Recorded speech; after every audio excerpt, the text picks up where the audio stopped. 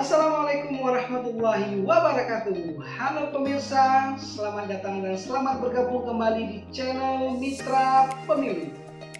Channel edukasi akan memberikan berbagai informasi terkait dengan demokrasi dan kepemiluan di tanah air.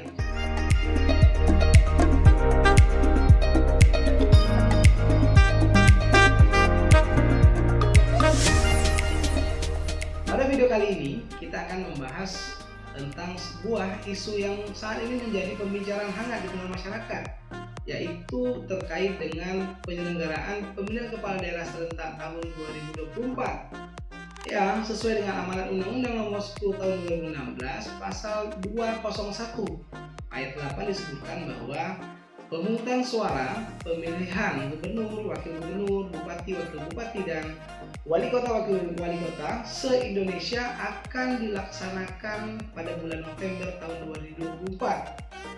Artinya memang pilkada itu disetting atau didesain secara khusus untuk dilaksanakan serentak se-Indonesia pada tahun 2024. Tentunya ini bersamaan atau berbarengan dengan penyelenggaraan pemilihan umum yang juga akan dilaksanakan pada tahun 2024. Isu tentang penyelenggaraan pemilihan kepala daerah serentak tahun 2024 tentunya saat ini masih dalam perdebatan yang hangat. Ada sebagian masyarakat atau golongan masyarakat yang setuju dengan penyelenggaraan serentak yaitu pada tahun 2024. Ada sebagian masyarakat yang menolak dengan alasan berkaca dari hasil evaluasi penyelenggaraan pemilihan umum tahun 2019 yang dianggap masih banyak kekurangan dan sangat memberatkan penyelenggara pemilu, mulai dari tingkat pusat KPU sampai ke tingkat KPPS.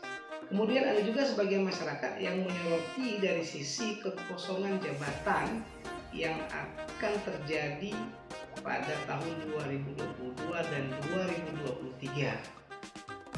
Ini kekosongan jabatan. Ini yang menjadi fokus kita pada video kali ini, bahwa apabila tetap menggunakan Undang-Undang 10 tahun 2016, maka otomatis pada tahun 2022 dan pada tahun 2023 praktis tidak ada penyelenggaraan pemilihan kepala daerah dan wakil kepala daerah. Artinya di tahun 2022 akan ada kekosongan jabatan kepala daerah. Demikian juga pada tahun 2023 akan ada kekosongan jabatan kepala daerah baik di tingkat gubernur, bupati maupun wali kota. Jumlahnya juga fantastis. Untuk tahun 2022 diprediksi ada sekitar 101 kepala daerah yang bakal kosong. Kemudian juga pada tahun 2023 ada sekitar 171 kabupaten kota ataupun gubernur atau kepala daerah, katakanlah kepala daerah yang mengalami kekosongan jabatan kalau memang pemerintah masih tetap menggunakan Undang-Undang 10 tahun 2016. Pertanyaannya adalah bagaimana dengan daerah yang kosong ini? Siapa yang akan mengisi jabatannya? Ini juga menjadi pembicaraan di tengah masyarakat dan terus menarik untuk kita bicarakan, karena secara umum pengisian jabatan itu kan ada 4.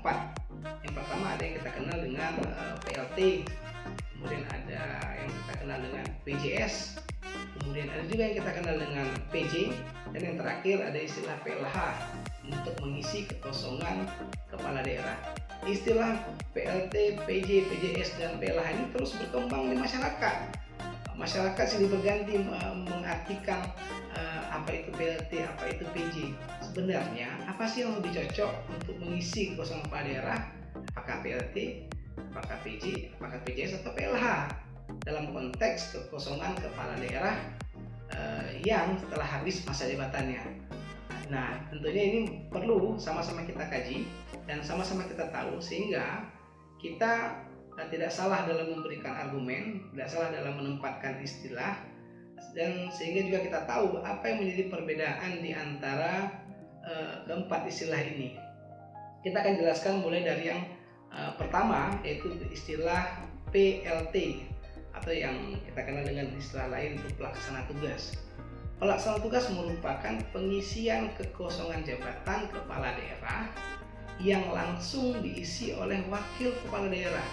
Jadi yang namanya PLT ini dia spesial untuk wakil kepala daerah. Contoh misalkan gubernur, kekosongan jabatan gubernur, maka PLT yang disebut dengan PLT itu ya wakil gubernurnya. Jadi tidak ada yang lain.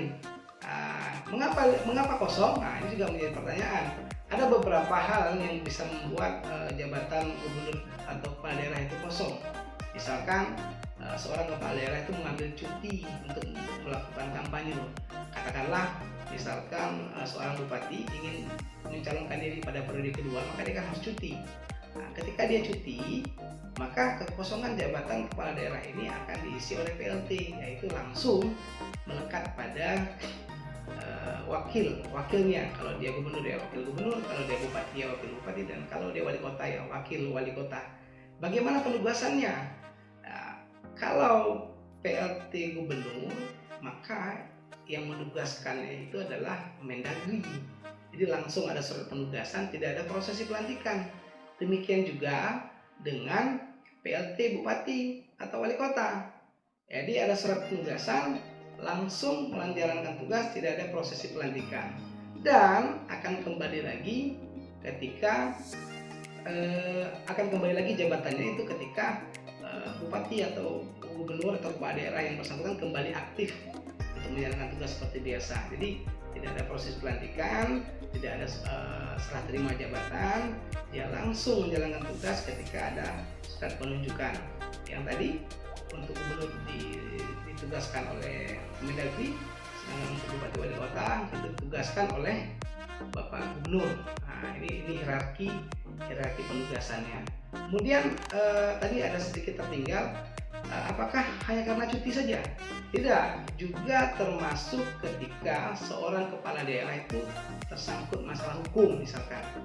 Maka ketika ada diduga melakukan pelanggaran hukum yang belum memiliki kekuatan hukum tetap, maka biasanya kan Mendagri ataupun pemerintah di atasnya itu akan memberikan pemberhentian sementara untuk yang bersangkutan bisa fokus pada proses yang sedang atau proses peradilan yang sedang dijalani. Maka pada saat itu juga wakil kepala daerah, baik itu gubernur bupati, bisa menjadi pelaksana tugas kepala daerah. Jadi tadi ketika melaksanakan kampanye misalkan atau sedang tersandung masalah hukum, maka yang namanya PLT itu ya langsung wakil gubernur atau wakil bupati atau wakil kepala daerahnya. Nah, pertanyaannya adalah bagaimana kalau wakil kepala daerahnya yang cuti atau tersangkut masalah hukum? Apakah perlu PLT wakil kepala daerah? Tidak mesti ya, tidak harus, dan tidak ada istilah PLT wakil kepala daerah. Jadi seperti itu. Ya, kemudian yang kedua adalah ada kita kenal dengan istilah PJS. Ini atau istilah lain adalah pejabat sementara. Apa ini pejabat sementara? Pejabat sementara merupakan sebuah pengisian jabatan kepala daerah manakala bupati dan wakil bupati sama-sama sedang menjalankan cuti di luar tanggungan negara. Kita katakanlah tadi seperti cuti kampanye misalkan, bupati naik periode kedua, wakil bupati juga naik mencalonkan sebagai bupati lagi, sehingga dua-dua mereka cuti. Nah, kekosongan jabatan inilah yang diisi oleh PJS atau yang kita kenal dengan pejabat sementara. Siapa yang mengisi?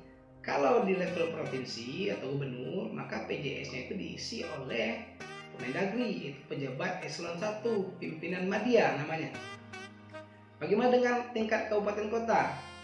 Kalau kabupaten kota, bupati atau wali kota itu diisi oleh gubernur dengan atau disebut dengan pimpinan pratama level eselon 2. Nah, ini ditunjuk langsung, ditetapkan oleh pejabat di atasnya. Kalau kabupaten kota gubernur, kalau gubernur itu dari Kemendagri. Begitu berjenjang. Bagaimana dengan proses pelantikan? Apakah ada pelantikan? Tidak ada, ya. PJS itu tidak ada pelantikan, sama seperti PLT tadi, langsung ada proses surat penunjukan sebagai PJS sementara dan langsung menjalankan tugas sebagai PJS. Kapan berakhirnya PJS? Ya saat bupati dan wakil bupati kembali aktif efektif menjalankan tugas sebagaimana biasanya. Kemudian yang ketiga, kita juga kenal dengan istilah PJ. Nah, ini yang menarik, penjabat kepala daerah. PJ merupakan pengisian kekosongan kepala daerah apabila masa jabatan kepala daerah itu sudah berakhir dan belum ada lagi pengisian kepala daerah yang definitif. Nah, ini contoh ketika tadi kita katakan bahwa akan ada kekosongan jabatan pada 2022 dan 2023. Maka yang lebih cocok mengisi adalah PJ, apa itu penjabat kepala daerah. Bagaimana proses pengisiannya? Sama seperti PJS tadi, bahwa untuk pengisian PJ gubernur maka akan dilakukan oleh Kemendagri, yaitu pejabat pimpinan media dari eselon 1. Sedangkan untuk kabupaten kota, bupati atau wali kota itu diisi oleh pimpinan pratama atau pejabat eselon 2 yang bisa ditetapkan oleh gubernur atas nama Mendagri. Nanti gubernur mengusulkan 3 nama, kemudian tim Mendagri menetapkan siapa yang akan menjadi PJ di sebuah kabupaten atau kota. Nah, berbeda dengan dua hal sebelumnya, berbeda dengan PLT dan PJS, untuk PJ ini lebih spesial. Kenapa? Karena PJ ini ditetapkan dan dilantik langsung oleh Mendagri atas nama presiden dan menggunakan pakaian dinas bupati pada saat pelantikan. Jadi ini resmi, dilantik, kemudian ada yang namanya serah terima jabatan.